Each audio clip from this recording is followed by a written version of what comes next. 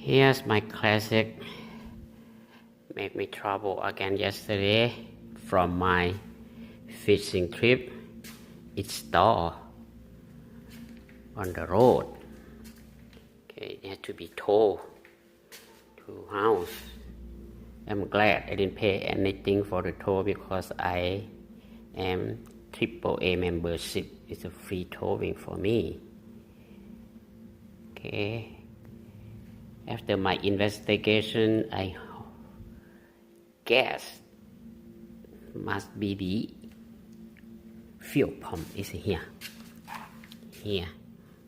Okay, because everything still okay. The battery, the electrical system, the engine still crank, but it's not start.